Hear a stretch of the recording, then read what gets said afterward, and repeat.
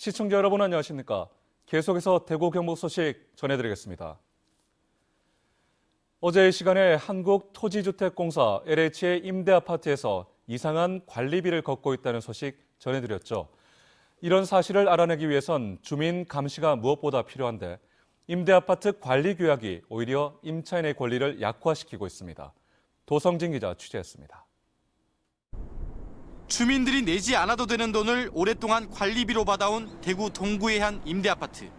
임차인 대표회의가 구성돼 제 역할을 했다면 이런 문제를 진작 알 수 있었을 텐데 LH가 관리하는 인근 5개 단지에서 임차인 대표회의가 구성된 곳은 단 한 곳도 없습니다. 이 때문인지 위탁관리업체는 입주 당시 LH가 선정한 업체로 10년 가까이 수의계약으로 유지되고 있습니다. 계약이 수의계약으로서 LH하고만 계약이 늘 이루어지다 보니까 주민들의 말을 들을 필요가 없어요. 그렇지 않습니까? 그러다 보니까 LH에서 떨어지는 지시만 받고 있습니다. 이런 문제를 견제하려면 관리비를 내는 임차인의 권리가 강화돼야 하는데 현실은 정반대입니다. 최근 LH가 개정한 임대주택 관리 규약은 공동주택관리법이 2명 이상 두도록 한 감사를 1명으로 축소했습니다. 임차인 대표회의의 출석 수당과 업무 추진비 등 운영비도 세부적으로 명시하도록 했지만 무시했고 결격 사유 등 제한 요건은 세분화했습니다. 꼼꼼하게 다 늘려놓고. 그 국가 공기업으로서의 의무를 다하지 않고 오히려 이를 무력화시키고 그 임차인 대표 구성을 방해하려는 그런 독소 조항을 넣고 있다. 이렇게밖에 해석할 수가 없습니다. LH는 관리업체 수의계약 문제는 국토부 지침을 통해 위법성 여부를 파악하고 있고 임차인 대표회의는 주민들이 잘 나서지 않아 구성 자체가 힘들다고 밝혔습니다.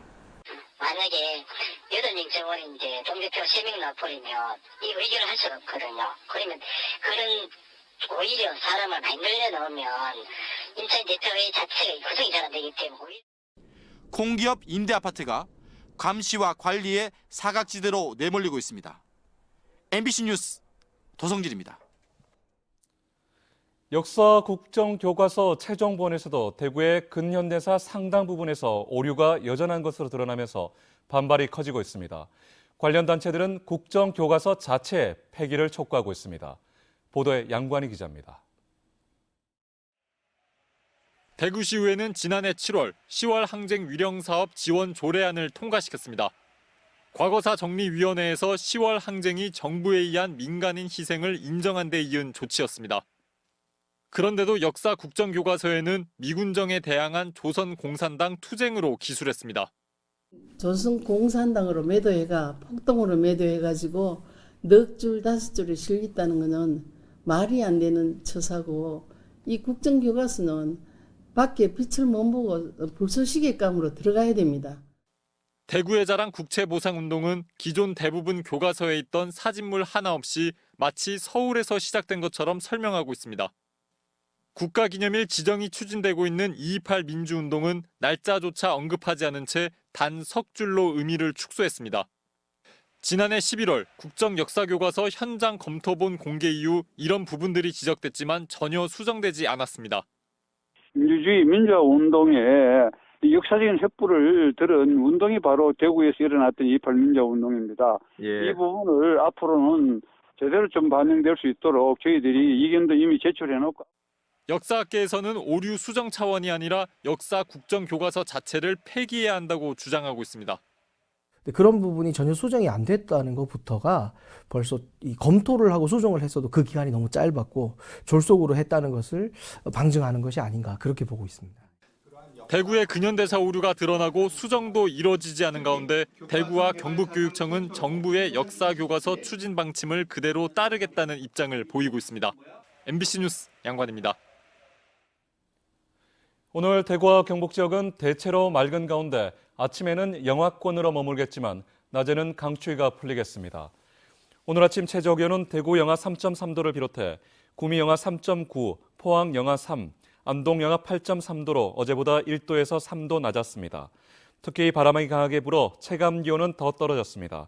하지만 낮에는 대구 8도를 비롯해 4도에서 10도로 평년 기온을 되찾겠습니다. 내일은 대체로 맑겠고 금요일인 모레는 늦은 오후부터 경북 남서 지역에서 비가 시작돼 밤부터는 비나 눈이 오는 것이 있겠습니다. 경북교육청이 최근 교육부가 주최한 제18회 전국 교실 수업 개선 실천 사례 연구 발표대회에서 전국 1위를 차지했습니다. 경북교육청은 전체 입상자 39명 가운데 41%에 해당하는 18명의 입상자를 배출했으며 지난 2000년부터 올해까지 16년 동안 1위 자리를 놓치지 않는 성과를 냈습니다. 이 대회는 우수한 교사를 발굴하기 위해 교육부가 매년 주최하고 있으며 특히 학생들의 변화 정도와 실제 수업 능력 등을 다각도로 평가해 입상자를 선정합니다. 대구 경북 지역에서 환경오염 물질을 기준치보다 많이 배출해 적발된 업체의 비율이 많이 높아졌습니다. 대구지방환경청은 지난해 환경오염 물질 배출업체 510곳을 점검해 법규를 위반한 212곳을 적발해 적발 비율이 전체의 41.6%를 차지했습니다. 이는 2015년의 적발 비율 33.5%보다 많이 높아진 수치입니다.